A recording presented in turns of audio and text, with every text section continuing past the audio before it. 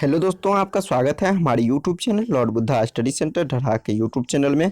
तो दोस्तों, आज मैं स्टूडेंट कुमार फिर से आपके समक्ष तकनीकी विज्ञान लेके आया हूं। तो आज की वीडियो में डिस्कशन करेंगे 50 इंपॉर्टेंट क्वेश्चन, जिसके अंतर्गत फिजिक्स, केमिस्ट्री और बायोलॉजी तीनों सेक्टर से क्वेश्चन होगा। तो उसको डिटेल से चर्चा करेंगे इस वीडियो में। दोस्तों, इसी तरह से कुल आपको मैं 25 सेट तक अपडेट दे दूंगा। PDF डिस्क्रिप्शन मिल जाएगा, प्लेलिस्ट के माध्यम से सारे वीडियो प्रोवाइड करवा दिया जाएगा दोस्तों। और एक चीज़ दोस्तों देखिए, आज के वीडियो में डिस्कशन करेंगे साइंस टेस्ट सीरीज 13 से संबंधित जितने भी क्वेश्चन होंगे डिटेल के साथ आज के वीडियो में चर्चा करेंगे। दोस्तों, आज का वीडियो बहुत ही मज़ेदार होने वाला है, तो वीडियो को अंत तक बने रहिए। देखिए, फर्स्ट क्वेश्चन आपका क्वेश्चन कहता है मिलान करने के लिए। तो चलिए दोस्तों मिलान करते हैं, यानी उच्च वेग संबंधित किससे है। तो जवाब देखिए इसका 1 नंबर यानी मैक से संबंधित है। अब तरंगदैर्घ्य किससे संबंधित है, तो ये देखिए एंगस्ट्रॉम संबंधित है। अब दाब किससे संबंधित है, दाब देखिए पास्कल संबंधित है। ऊर्जा किससे संबंधित है दोस्तों, तो देखिए जूल से संबंधित है। चलिए इसका जवाब क्या होगा, तो चलिए अब जो ऑप्शन में होगा 1 2 3 4 तो वही जवाब हो जाएगा। C नंबर आपका जवाब सही हो जाएगा। चलिए दोस्तों क्वेश्चन नंबर 2 देखिए, कहता है निम्नलिखित में से कौन सा एक सुमेलित नहीं है, यानी कौन सा सही नहीं है। कहने का अर्थ ये है, तो दोस्तों देखिए ध्वनि की प्रबलता या तीव्रता की इकाई क्या होता है, डेसिबल होता है। शक्ति की इकाई क्या होता है, अश्व शक्ति होता है। नौ संचालन में दूरी की इकाई क्या होता है, समुद्री मील होता है। अब देखिए उष्मा की इकाई क्या होता है दोस्तों, इसका जवाब हो जाएगा जूल। तो आंसर आपका D नंबर ऑप्शन हो जाएगा। नेक्स्ट क्वेश्चन देखिए, यंग प्रत्यास्था गुणांक का SI मात्रक। तो दोस्तों इसका जवाब हो जाएगा ऑप्शन नंबर C, यानी न्यूटन प्रति मीटर स्क्वायर। अब चलिए इसके बारे में चर्चा करते हैं। इसका दूसरा नाम क्या है, पास्कल। अब देखिए दोस्तों ये पास्कल है। अब चलिए इसको देखिए एक चीज और से व्यक्त किया जा सकता है, यानी देखिए kg प्रति मीटर, kg प्रति मीटर प्रति सेकंड स्क्वायर, kg प्रति मीटर प्रति सेकंड स्क्वायर। अब देखिए दोस्तों इसका बीमा का चर्चा करते हैं। तो बीमा क्या हो जाएगा, ml -1 पावर हो जाएगा, और क्या और हो जाएगा दोस्तों t पर पावर -2। देखिए ये इसका बीमा हो जाएगा, यानी यंग प्रत्यास्था गुणांक का। चलिए अब क्वेश्चन नंबर 4 करते हैं। चलिए दोस्तों क्वेश्चन 4 आपका कहता है शून्य में स्वतंत्र रूप से गिरने वाली वस्तुओं की तो दोस्तों क्या होगी। तो चलिए इसका जवाब देखिए क्या हो जाएगा। तो देखिए 4 का जवाब हो जाएगा ऑप्शन नंबर C, समान त्वरण होता है। देखिए जवाब C नंबर ऑप्शन हो जाएगा दोस्तों। चलिए क्वेश्चन नंबर 5 देखिए, कहता है 2 वेक्टर जिनका मान अलग है। तो दोस्तों जिनका मान अलग है 2 वेक्टर का, वो देखिए कौन सा ऑप्शन में आपका सिलेक्ट हो रहा है। तो देखिए इसका जवाब क्या होगा, तो देखिए इसका जवाब हो जाएगा ऑप्शन नंबर C आपका बिल्कुल सही जवाब हो जाएगा, यानी उनका परिणामी शून्य नहीं हो सकता है। कहने का अर्थ ये आपका जवाब हो जाएगा। अब चलिए इसके बारे में डिटेल थोड़ा सुनिए ध्यान से। यानी कहता आपका 2 वेक्टर जिनका मान अलग है उनका परिणामी शून्य नहीं हो सकता है। कहने का अर्थ ये आपका आंसर हो गया। अब देखिए नोट में दिया गया है, थोड़ा ध्यान से सुनिएगा। जब 2 वेक्टर का मान समान रहे, जब 2 वेक्टर का मान समान रहेगा, पर कहता है उसका मान क्या हो सकता है, शून्य हो सकता है। जब समान रहेगा 2 वेक्टर का मान तब क्या होगा, शून्य हो सकता है। कहने का अर्थ ये था। चलिए क्वेश्चन नंबर 6 करते हैं। चलिए दोस्तों 6 नंबर क्वेश्चन कहता है यदि किसी वस्तु का वेग दोगुना कर दिया जाए तो।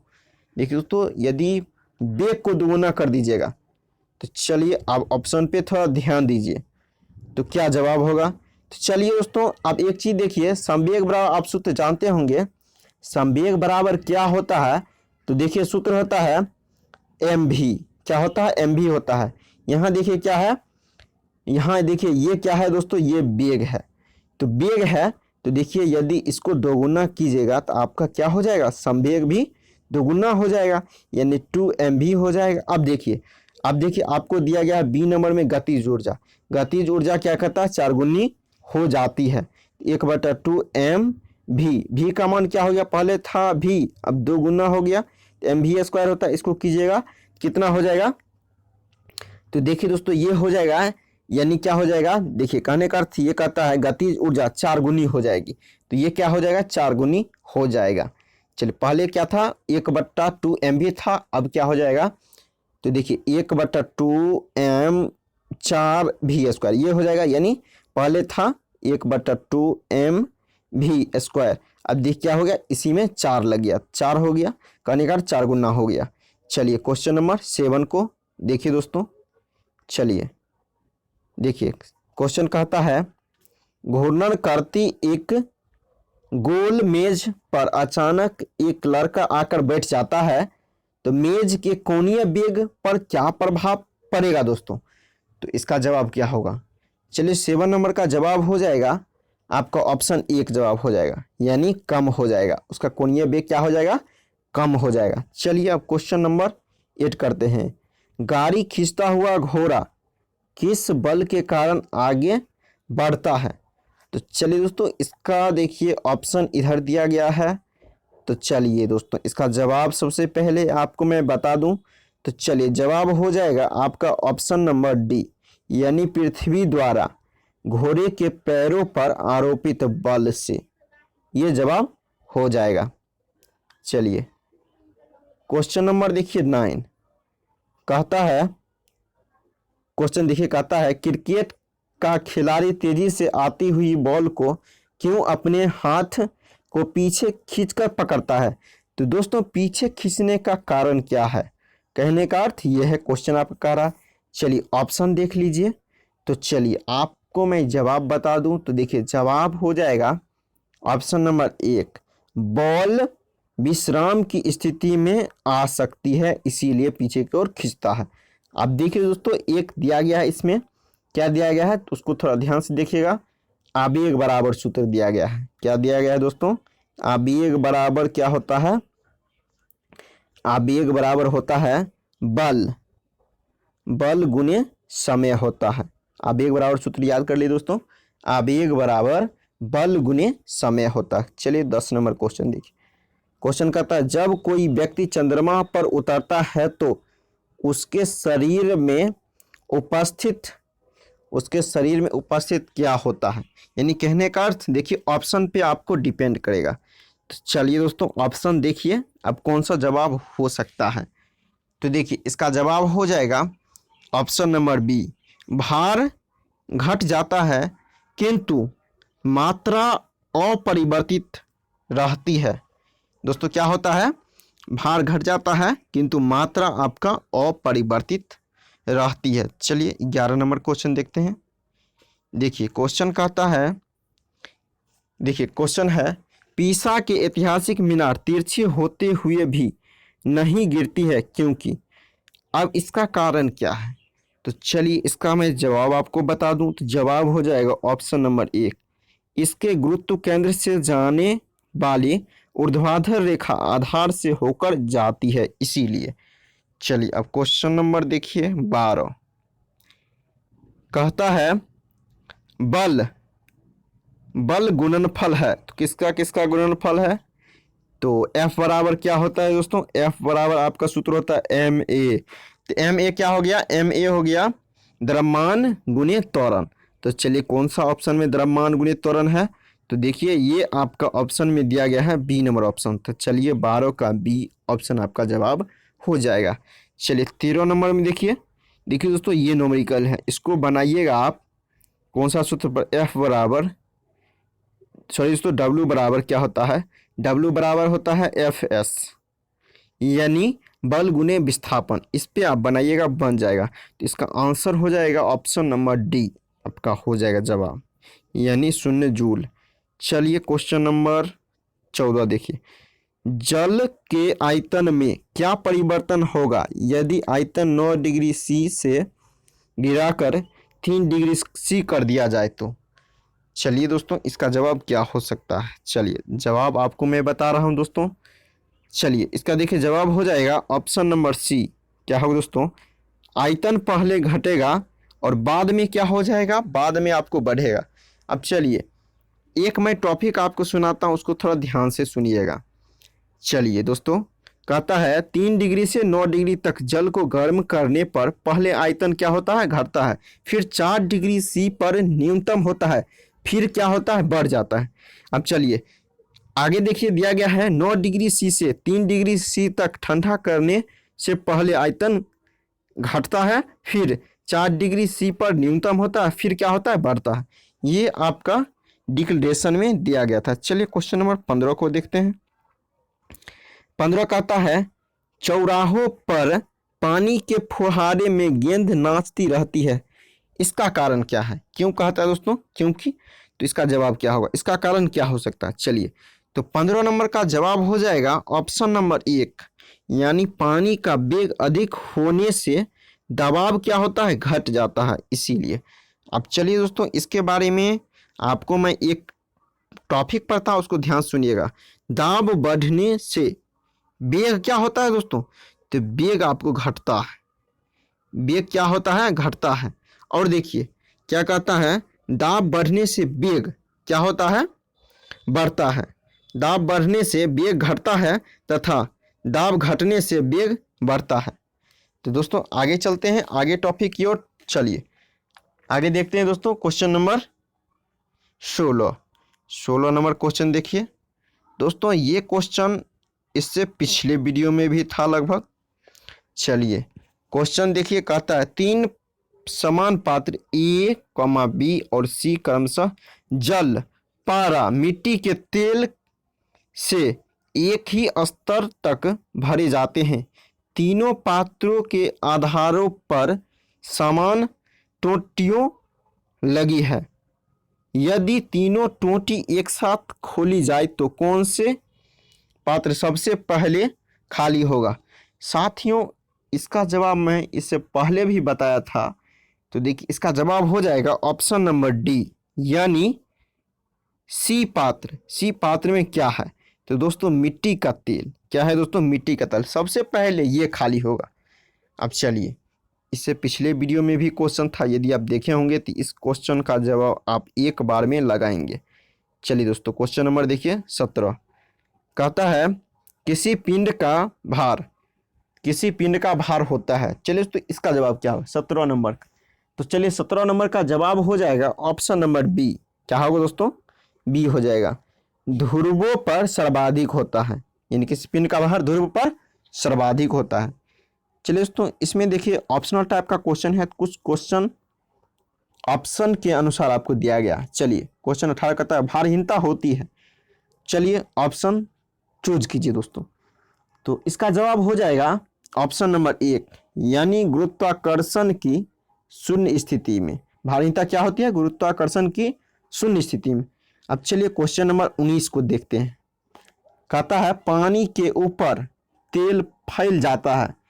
चलिए क्योंकि, इसका कारण क्या है, तो चलिए दोस्तों इसका कारण आप ऑलरेडी जानते हैं। ऑप्शन को सबसे पहले ऑब्जर्व कीजिए, तो जवाब हो जाएगा ऑप्शन नंबर डी, तेल का पृष्ठ तनाव पानी से कम होता है, कारण यही है। चलिए क्वेश्चन नंबर देखिए 20, तो देखिए दोस्तों क्वेश्चन 20, निम्नलिखित में से कौन सबसे अधिक प्रत्यास्थ है, तो सबसे अधिक प्रत्यास्थ कौन है। तो चलिए इसका जवाब ढूंढते हैं दोस्तों, तो देखिए इसका जवाब हो जाएगा ऑप्शन नंबर सी। सी दोस्तों क्या है, सबसे अधिक प्रत्यास्थ है। अब चलिए थोड़ा ध्यान से सुनिएगा, इसके बारे में चर्चा करते हैं दोस्तों। अब देखिए प्रत्यास्थ कहने का अर्थ क्या होता है, थोड़ा ध्यान सुनिएगा। प्रत्यास्थ या ध्वनि का वेग ठोस में क्या होगा दोस्तों, ठोस में अधिक होगा, किससे, तो द्रव में, और द्रव में गैस से क्या होगा, अधिक होगा। तो देखिए ये कहने का अर्थ ये था, तो इसका जवाब क्या हो जाएगा, स्टील आपका जवाब हो जाएगा। चलिए क्वेश्चन नंबर देखिए 21, कहता है ब्लोटिंग पेपर द्वारा स्याही के सूखने में शामिल है। तो चलिए किसके कारण स्याही सूख लेता है, तो देखिए जवाब आप ऑलरेडी जानते होंगे, तो चलिए इसका जवाब हो जाएगा 21 नंबर का ऑप्शन बी, यानी केशकीय अभिक्रिया परिघटना के कारण। चलिए क्वेश्चन नंबर 22 देखिए। चलिए 22 नंबर क्वेश्चन कहता है एक धावक लंबी छलांग लगाने से पहले कुछ दूरी तक दौड़ता है क्योंकि, इसका कारण क्या है? तो चलिए इसका जवाब हो जाएगा ऑप्शन नंबर सी, यानी छलांग लगाते समय उसके शरीर की गति जड़ता उसको ज़्यादा दूरी तय करने में मदद करती है, इसीलिए क्या होता है दोस्तों, पहले कुछ दूरी तक दौड़ता है। चलिए सी जवाब हो जाएगा। चलिए 23 नंबर क्वेश्चन कहता है पृथ्वी के परितः घूमने वाले कृत्रिम उपग्रह से बाहर गिराई गई गेंद। दोस्तों यदि बाहर गेंद को गिरा दिया जाएगा तो क्या होगा? चलिए ऑप्शन को ध्यान दीजिए। तो चलिए इसका जवाब क्या हो जाएगा? चलिए ऑप्शन डी हो जाएगा, पृथ्वी के परितः उपग्रह के समान आवर्तकाल के साथ उसी कक्ष में घूमती रहेगी। अब चलिए इसमें देखिए कुछ टॉपिक दिया गया है, उसको पढ़ते हैं, थोड़ा ध्यान से सुनिएगा। तो दोस्तों क्या होता है इसमें? तो चलिए कहता है पृथ्वी में अगर छेद कर दिया जाए तो बीचों बीच और उसमें एक बॉल डाल दिया जाए तो वह बॉल ऊपर नीचे दोलन करेगी, और यह होता है पृथ्वी के चुंबकीय प्रभाव के कारण, यानी ऊपर नीचे दोलन करेगी। इस किसके कारण? तो दोस्तों ये करेगा आपका पृथ्वी के चुंबकीय प्रभाव के कारण। चलिए क्वेश्चन नंबर 24 करते हैं। चलिए 24 नंबर देखिए क्वेश्चन कहता है पहाड़ों पर कभी कभी व्यक्तियों के नाक व मुंह से खून निकलने लगता है। तो दोस्तों कहता है क्योंकि, इसका कारण क्या है? तो चलिए सबसे पहले आपको जवाब बता दूं। तो चलिए जवाब हो जाएगा ऑप्शन नंबर डी, ऊंचाई चढ़ने के साथ साथ वायुमंडलीय दाब क्या होता है दोस्तों? घट जाता है, इसी कारण से क्या होता है, नाक या मुंह से खून आने लगता है। चलिए क्वेश्चन नंबर देखिए कहता है 25, बांध के नीचे की दीवार मोटी बनाई जाती है क्योंकि, तो इसका कारण क्या है? तो चलिए इसका देखिए जवाब हो जाएगा ऑप्शन नंबर 1, बिल्कुल सही जवाब हो जाएगा, गहराई बढ़ने के साथ द्रव का दाब बढ़ता है, यही कारण है। अब देखिए दाब बराबर क्या होता है दोस्तों, आप जानते होंगे, दाब बराबर बल बटा क्षेत्रफल होता है। बल बटा क्या होता है? क्षेत्रफल होता है। चलिए अब देखिए ऊर्ध्वपातन पदार्थ है, इसका तो आंसर आप जरूर जानते होंगे। तो दोस्तों इसका देखिए जवाब मैं बता दूं, इसका जवाब हो जाएगा ऑप्शन नंबर डी, ये सभी होगा, यानी कपूर, नेप्थेलीन, अमोनियम क्लोराइड, ये सभी होगा। और देखिए दोस्तों और सारे हैं, यानी क्या क्या हैं? अमोनियम क्लोराइड हो गया, एंथ्रासीन हो गया, और क्या है दोस्तों? बेंजोइक, ये आपको बेंजोइक एसिड भी है, ये सब है। चलिए अब क्वेश्चन नंबर करते हैं 27 नंबर। तो चलिए 27 नंबर क्वेश्चन करता है वह ताप जिस पर बर्फ, पानी और वाष्प संतुलन में रहते हैं, तो दोस्तों कहा जाता है, उसको क्या कहा जाता है? तो इसका जवाब हो जाएगा ऑप्शन नंबर डी, यानी त्रिक बिंदु कहा जाता है। यानी देखिए क्वेश्चन कहता था जिस पर बर्फ, पानी और वाष्प संतुलन रहे, यानी एक ही अवस्था में रहे, उसको क्या कहते हैं? त्रिक बिंदु कहते हैं। अब चलिए दोस्तों अगला क्वेश्चन नंबर 28 कहता है जब पानी में नमक मिलाया जाता है तो निम्नलिखित में से कौन सा परिवर्तन होता है? तो दोस्तों इसका जवाब क्या होगा? चलिए इसका मैं आपको जवाब बता दूं तो ऑप्शन 1 नंबर हो जाएगा, यानी क्वथनांक बढ़ता है और जमाव बिंदु घटता है। अब चलिए इसके बारे में भी थोड़ा ध्यान से सुनिएगा। अशुद्धि मिलाने से दोस्तों, अशुद्धि यदि मिला दिया जाएगा द्रव में तो उसका क्वथनांक क्या होगा? बढ़ जाएगा, लेकिन गलनांक घटता है। और जमा बिंदु भी क्या होता है दोस्तों? ये भी आपको घटता है। कहने का अर्थ ये था। चलिए क्वेश्चन नंबर 29 कहता है निम्नलिखित में से किसके द्वारा अधिक ज्वालक पैदा होता है? तो दोस्तों इसका जवाब आप जानते होंगे, ये क्वेश्चन पूछा जाता है लगभग, आप देखेंगे। तो आपको इस क्वेश्चन का आंसर गलत नहीं करना है दोस्तों, इसका जवाब हो जाएगा ऑप्शन नंबर बी, यानी क्या होगा? स्ट्रीम। यानी स्टीम होगा दोस्तों, स्ट्रीम ने स्टीम होगा यानी भाप। चलिए क्वेश्चन नंबर 30 करते हैं। कहता है बोलोमीटर एक यंत्र है जो मापता है, किसको मापता है? तो चलिए इसका जवाब हो जाएगा ऑप्शन नंबर बी, यानी उष्मीय विकिरण को मापता है दोस्तों, ये जवाब हो जाएगा। चलिए क्वेश्चन आगे करते 31 नंबर। ठोस कपूर से कपूर वाष्प बनाने की प्रक्रिया को कहते हैं, तो इसका जवाब क्या हो जाएगा? देखिए आप जानते होंगे, इसका जवाब हो जाएगा ऑप्शन डी, यानी उधर्पातन। चलिए क्वेश्चन नंबर 32 दोस्तों देख लेते हैं। चलिए क्वेश्चन कहता है अधिकांशतः जब किसी ठोस पदार्थ को गर्म किया जाता है तो इसका सभी दिशाओं में प्रसार होता है जिससे दूसरे, तो दोस्तों इसका जवाब क्या होगा? तो देखिए इसका जवाब हो जाएगा बी नंबर ऑप्शन, यानी आयतन में वृद्धि होती है। सभी दिशाओं में प्रसार होता है जिससे क्या होता है? उसके आयतन में वृद्धि होता है। ऑप्शन बी जवाब हो जाएगा 32 नंबर क्वेश्चन का। चलिए क्वेश्चन नंबर 33 करते हैं दोस्तों। चलिए 33 नंबर क्वेश्चन कहता है अफ्रीका के काली त्वचा वाले व्यक्ति ब्रिटेन के सफ़ेद त्वचा वाले व्यक्तियों की तुलना में, तो दोस्तों क्या ऑप्शन सबसे पहले ऑब्जर्व कीजिए, तो जवाब क्या होगा? चलिए आपको मैं जवाब बता दूं दोस्तों, तो जवाब हो जाएगा ऑप्शन नंबर 1, अधिक गर्मी महसूस करती है। ये जवाब है 1 नंबर ऑप्शन। चलिए क्वेश्चन नंबर करते हैं दोस्तों 34। चलिए देखिए क्वेश्चन कहता है चांदी की उष्मीय चालकता तांबे की उष्मीय चालकता की अपेक्षा, तो दोस्तों इसका अपेक्षा क्या होता है? इसका जवाब क्या होगा? तो आप जानते होंगे इसका जवाब वैसे, तो इसका जवाब हो जाएगा ऑप्शन नंबर बी, यानी अधिक होती है। यानी चांदी की अधिक होती है और तांबे की क्या होता है दोस्तों? उससे कम होता है, कहने का अर्थ यह है। चलिए अगला क्वेश्चन देखिए, ऊष्मा संचरण की विधि, सॉरी दोस्तों ऊष्मा संचरण की वह विधि जिसमें माध्यम की आवश्यकता नहीं होती है, तो दोस्तों जिसमें माध्यम की आवश्यकता नहीं होती है उसको कौन सा संचरण या कौन सा विधि कहेंगे? इसका जवाब क्या होगा? तो आप जानते होंगे, इसका मैं डिटेल भी बताया था। इसका जवाब हो जाएगा ऑप्शन नंबर सी, विकिरण जवाब हो जाएगा। अब चलिए क्वेश्चन नंबर देखिए 36, कहता है झरने में जब जल ऊंचाई से गिरता है तो उसका ताप पर क्या प्रभाव पड़ेगा? तो दोस्तों इसका जवाब हो जाएगा ऑप्शन नंबर बी, बिल्कुल सही जवाब हो जाएगा, यानी क्या होगा? बढ़ जाता है। नेक्स्ट क्वेश्चन देखिए, ये बनाने वाला है तो इसको बनाइएगा, तो आपको मैं आंसर टिक आउट कर देता हूँ। इसका जवाब हो जाएगा ऑप्शन नंबर सी, 100 डिग्री सी।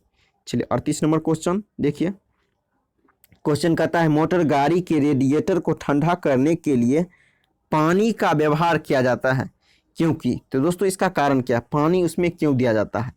तो इसका जवाब आपको मैं बता दूं दोस्तों, क्वेश्चन नंबर 38 का जवाब हो जाएगा ऑप्शन नंबर 1, पानी की विशिष्ट ऊष्मा अधिक होती है इसीलिए उसके रेडिएटर में इसका व्यवहार किया जाता है, कहने का अर्थ ये था। नेक्स्ट क्वेश्चन देखिए, ध्वनि तरंगे जिसके कारण प्रतिध्वनि उत्पन्न करती है, तो चलिए दोस्तों किसके कारण प्रतिध्वनि उत्पन्न होती है? तो इसका जवाब देखिए हो जाएगा ऑप्शन नंबर सी, यानी क्या हो जाएगा? परावर्तन के कारण प्रतिध्वनि उत्पन्न होता है। चलिए क्वेश्चन नंबर 40 देखिए, क्वेश्चन कहता है एक युवा पुरुष की आवाज़ की तुलना में छोटे बच्चे की आवाज़ अधिक प्रिय क्यों लगती है? दोस्तों देखिए दोस्तों ये क्वेश्चन बहुत ही अनोखा क्वेश्चन है, थोड़ा अजब भी क्वेश्चन है। चलिए तो इसका जवाब सबसे पहले आपको ढूंढते हैं, तो जवाब हो जाएगा बी नंबर ऑप्शन दोस्तों, यानी बच्चे की आवाज़ का तारतम्य पुरुष की आवाज़ की तारतम्य की तुलना में अधिक होता है, इसी कारण क्या होता है? प्रिय बच्चों की आवाज़ आपको प्रिय लगती है। चलिए क्वेश्चन नंबर 41 देखिए, कहता है पराध्वनिक विमान उड़ते हैं, तो इसका जवाब देखिए क्या हो जाएगा? तो चलिए दोस्तों इसमें मैं एक सूत्र आपको बताता हूँ। सबसे पहले इसका जवाब हो जाएगा ऑप्शन नंबर सी, यानी ध्वनि की चाल से अधिक चाल से। क्वेश्चन क्या कहता है दोस्तों? क्वेश्चन कहता है पराध्वनिक विमान उड़ते हैं, ध्वनि की चाल से अधिक चाल से उड़ते हैं। अब चलिए इसमें देखिए दोस्तों मैक नंबर बराबर होता है, मैक नंबर बराबर आपका सूत्र होता है, क्या होता है दोस्तों? वायुयान की चाल, तो दोस्तों वायुयान की चाल होता है, बट्टा में क्या होता है, ध्वनि का वेग होता है, ध्वनि का वेग होता है दोस्तों। तो ये हो गया वायु का चाल बट्टे ध्वनि का वेग। ये देखिए सूत्र हो गया मैक नंबर बराबर। चलिए क्वेश्चन नंबर आप करते हैं 42 नंबर क्वेश्चन। देखिए दोस्तों क्वेश्चन आ गया आपके स्क्रीन पे। देखिए क्वेश्चन कहता है किसी प्रतिध्वनि को सुनने के लिए मूल आवाज और प्रतिध्वनि के बीच का समय अंतराल क्या होना चाहिए। तो साथियों इसका जवाब क्या होगा। चलिए दोस्तों इसका मैं जवाब बता दूंगा आपको। जवाब हो जाएगा ऑप्शन नंबर सी 1/10 सेकेंड से अधिक। चलिए क्वेश्चन नंबर देखिए 43, ध्यान से देखिएगा दोस्तों।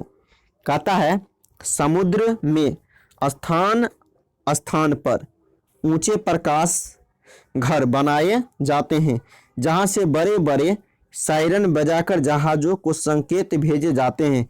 कभी कभी जहाज नीरव क्षेत्र यानी साइलेंस जोन, दोस्तों कहता है साइलेंस जोन में पहुंच जाते हैं जहां सायरन की ध्वनि सुनाई नहीं देती है। ये नीरव क्षेत्र ध्वनि तरंगों के किस गुण के कारण निर्मित होते हैं। तो दोस्तों इसका जवाब क्या होगा। तो ये देखिए आपको क्वेश्चन बहुत ही अच्छा दिया गया है। तो चलिए इसका जवाब हो जाएगा ऑप्शन नंबर बी। 43 का जवाब हो जाएगा बी नंबर ऑप्शन। यानी क्या होगा दोस्तों, यानी व्यतिकरण, व्यतिकरण जवाब हो जाएगा। अब चलिए दोस्तों इसके बारे में एक टॉपिक पढ़ते हैं। कंपन के आयाम का महत्व होगा। तो दोस्तों ये क्या कहलाता है, ये कहलाता आपको अनुनाद कहलाता है। क्या कहलाता है, अनुनाद कहलाता है। चलिए क्वेश्चन नंबर देखिए 44। कहता है कहा जाता है कि जब तानसेन गाता था तो खिड़की की कांच या कांच के गिलास के टुकड़े टुकड़े हो जाते थे। यदि ऐसा संभव भी हो तो वह ध्वनि के किस गुण के कारण होगा। तो दोस्तों इसका जवाब क्या होगा। तो चलिए क्वेश्चन नंबर 44 का जवाब हो जाएगा ऑप्शन नंबर सी। दोस्तों बिल्कुल सही जवाब हो जाएगा। यानी क्या हो जाएगा, अनुनाद के नियम के अनुसार। नेक्स्ट क्वेश्चन देखिए।